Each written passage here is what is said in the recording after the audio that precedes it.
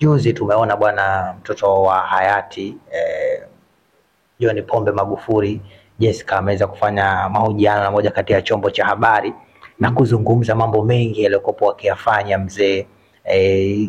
Mahojiano yale ambayo yalikuwa yamegusa hisia za Watanzania wengi na watu wengi ambao walikuwa wakimpenda hayati Magufuli, jitihada zake na jinsi ambavyo amezungumza alipokuwa akiishi na familia yake na vitu kama vile. Nafikiri kuna namna umepata nafasi ya kuisikiliza ama kuiona ile interview. Bismillahirrahmanirrahim. Ni kweli mimi nimeiona interview alikuwa anafanya na Millard na ule binti. Mimi binafsi ilinigusa sana, hasa pale alipolia. Iliniumiza kwamba Magufuli ni kiongozi wetu. Alipokuwa akimuelezea nikafeel kwamba je, angekuwa ni baba yangu ningejisikiaje. Binafsi hata baba yangu alikufa.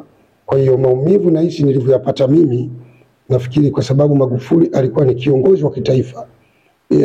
Jamii kubwa ilikuwa ikimfahamu, kwa maumivu yake ni makubwa. Sisemi baba yangu nimeumia na nitaumia mpaka kiyama kitasimama. Hakuna mtu anaweza kufikia maumivu ya mzazi. Kwa hiyo Jessica nimpe pole sana, binafsi inaumiza.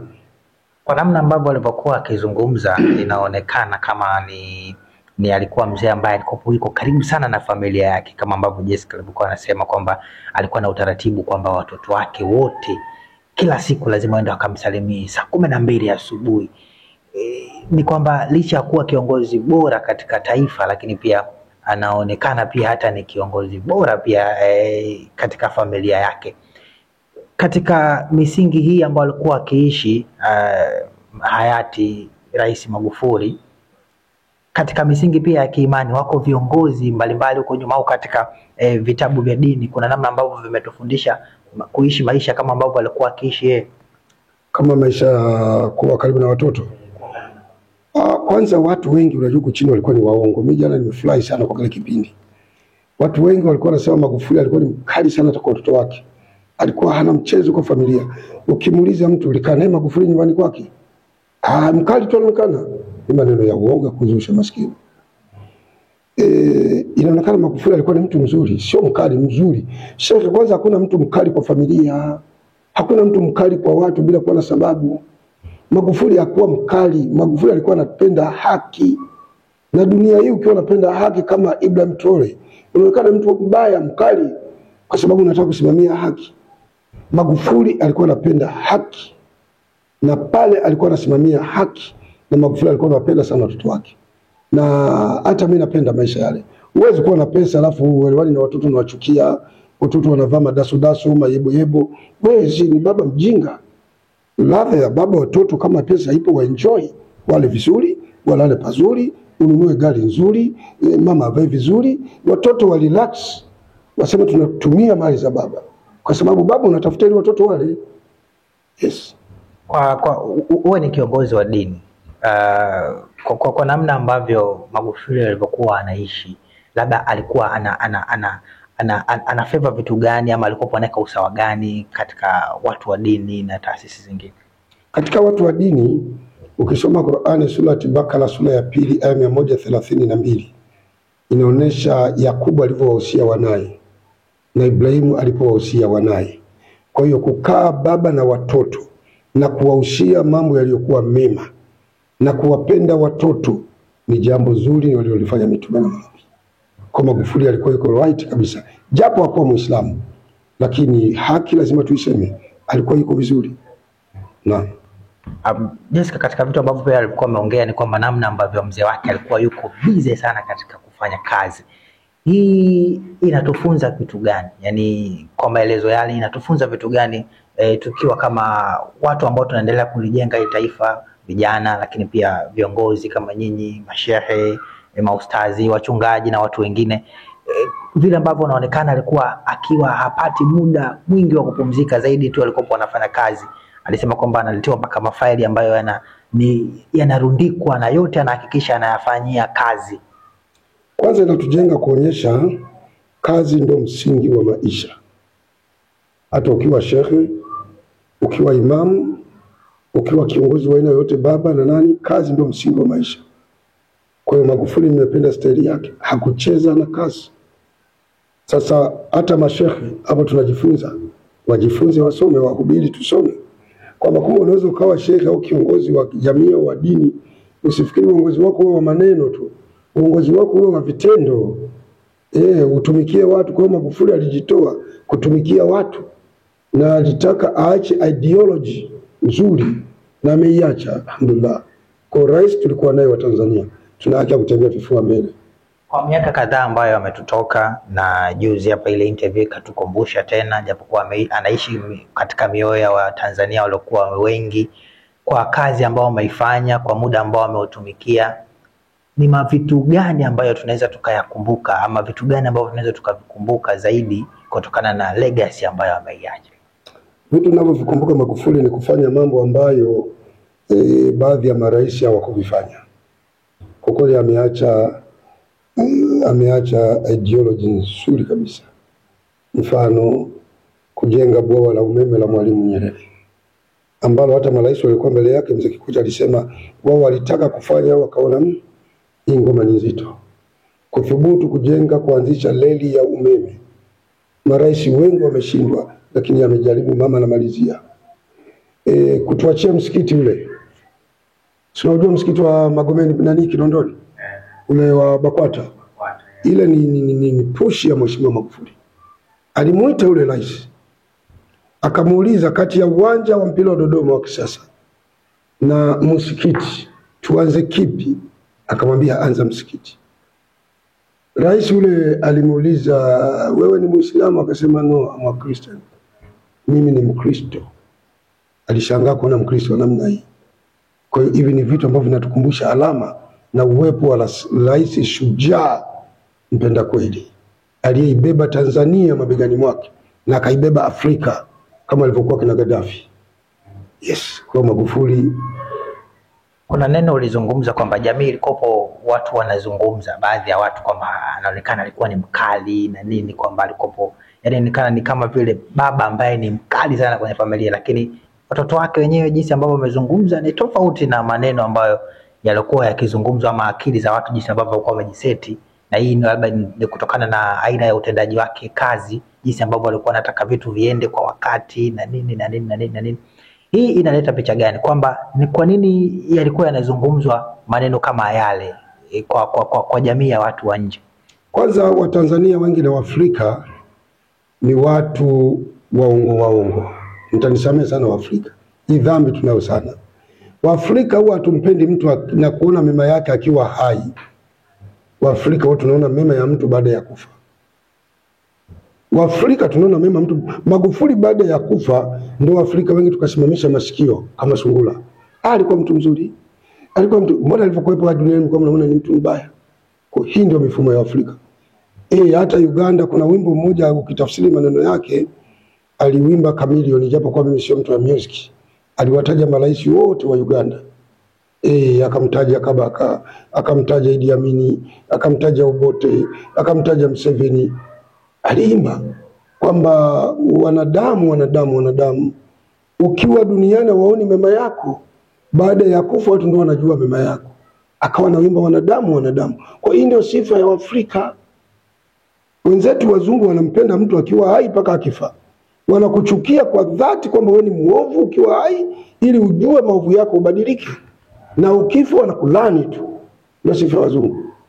Lakini sisi waongo. Sisi tunakuchukia mtu duniani kumbe ni mtu mwema. Tunatapakaza maovu yako kumbe sivyo ulivyo.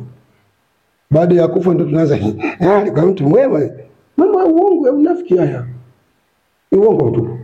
Kikwete alipokuwa rais, nikukumbushe. Watanzania wote walikuwa wanasema Kikwete hafai. Rais anakaa anacheka. Wanasiasa wote mpaka ndani ya chama chake na nje ya chama. Alipomaliza muda akaja Magufuli wakasema Magufuli hafai, bora Kikwete. Kikwete mtu bwana. Nyinyi mlisema hafai. Leo mnasema mtu. Magufuli Mungu kamchukua kaja Mama Samia. Unasikia anaosema? Samia. Leo hii Rais Samia akiondoka, utaona watu wanasema mama alikuwa mtu. Rais alikuwa, Samia alikuwa. Sasa itabidi tutaiacha lini Afrika? Tufike sehemu tubadilike, tuwe wa kweli. Mtu akiwa mkweli tumsifu ili kumtia moyo namna ya kuwatumikia watu. Kwa tabia hiyo Afrika tunao sana. Wazungu hawako kama sisi. Watu wanasifia kitu kikiwa hakipo. Kitu hakipo. Yaani ule ni unafiki sasa. Mazuri anayoyafanya kwa wakati huo wanayafundisha. Mabaya. Yaani mazuri yako ni mabaya. Mabaya yako ndio mazuri. Sasa hii tabia ya Afrika ni mbaya. Nimeiona. Kongo alikuwepo Mobutu Sese Seko. Wakati yuko hayo kwa mtu dikteta afai. Ovyo kabisa huyu Mobutu. Wanamvizia na kutaka kumuua, kumpindua.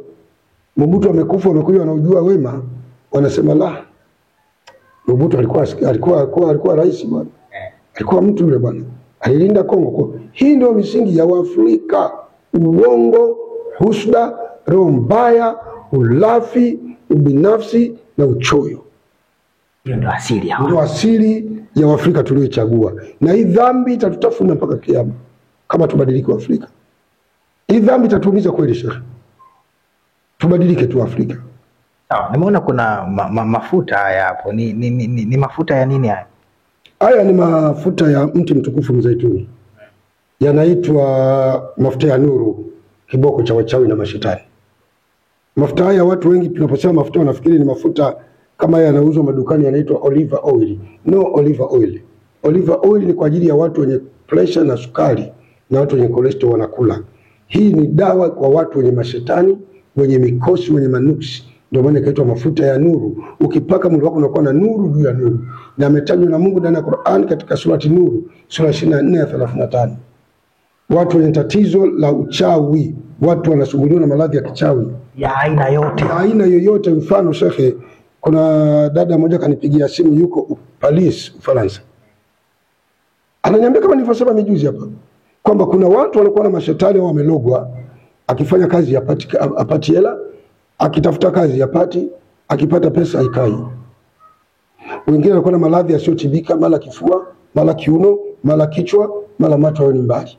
Anasikia vitu vinatembea mwilini, anachukia tendo la ndoa, akilazimisha anasikia maumivu sehemu za siri, mwanaume anashindwa kufanya tendo la ndoa, nguvu anakosa, anaota ndoto za kutisha, watu wanamchukia, wenzake wanaenjoy maisha, yeye enjoy, kuwa na huzuni ambayo haijui hata kutokea. Anapata homa za hapa na pale, moyo kuwa anakwenda mbio kila wakati. Hizo dalili za mashetani na uchawi. Na uchawi huko una athari kubwa. Msipate shida, tunasafirisha Ulaya, Afrika, Arabuni. Kwa watu wa mikoani tunatumia kwa gari. Nje tunatumia kwa DHL. Chupa hii moja ni shilingi 20,000. Hii ni zaituni inatoka Palestina, zaituni kweli kweli. 20,000 tu? 20 tu. Hii chupa kaka nikipaka nikigugusa hata kama una jini, lazima jini anaondoka. Ukiweka ndani ya nyumba, shetani yaingia wala mchawi. Haya mafuta. Ukiona ganzi ya miguu jichue asubuhi na jioni. Na ukimpa mtu mkono wako uliopakaliwa haya mafuta haupokei. Wallahi bila ujue mchawi. Yana maajabu. Yana maajabu shekhi, kwa sababu maajabu haya sio mimi nayatengeneza. Ni Mungu ndio kasema. Sio mimi, watu wasifikia ni Mungu ndio kasema. Haya mafuta haya. Kwa kuna watu wana mikosi sana, wana nuksi na mabalaa. Wasio na wasiwasi. Mtu akitaja taka nipigie namba zangu za simu ni 0756 36 19 06. Hiyo ni Vodacom. Muda wote nipigie, na WhatsApp hiyo utanipata kwa simu ya kawaida hiyo. Ila ukiwa ndani ya nchi usitumie WhatsApp. WhatsApp ni kwa ajili ya watu wa nje, nipigieni kwa WhatsApp. Ndani ya nchi nipige kwa ajili. Nitakusaidia sana. Kuna wengine hata kuzaa wazai wanawake. Unaweza kaadharau tu kwa jinsi ambavyo walivyokuwa wamekaa, ni kama mafuta labda hivi ya nazi au nani. Tena ya gandi, mafuta ya nazi si yanaganda. Haya mafuta muujiza wake wa kwanza yaweke ndani ya freezer. Freezer linalogandisha nyama, yaweke hata miaka 10 ya gandi. Kabisa? Wallahi billahi, kama nasema Mungu mtu achukua kayaweke. 10 years ya gandi. Kwa ni mafuta ambayo Mungu ndio kaamua yawe hivyo. Sikutengeneza mimi.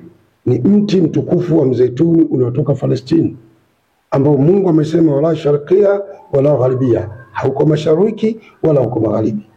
Na ndani ya Qur'ani sura 60 sura 95 ya kwanza Mungu amesema watini wa zeituni waturi simini. Na hapa kwa mti wa mtini na mzeituni chini ya miti kapewa utume Nabii Ibrahim na Nabii Nuh. Kwa hii miti chini yake ya miti hii ndio Nabii Ibrahim kapewa utume chini ya miti hii, na ndio maana mafuta yakaitwa mafuta ya nuru. Sasa nuru hiyo unafikiri mchezo? ukipata.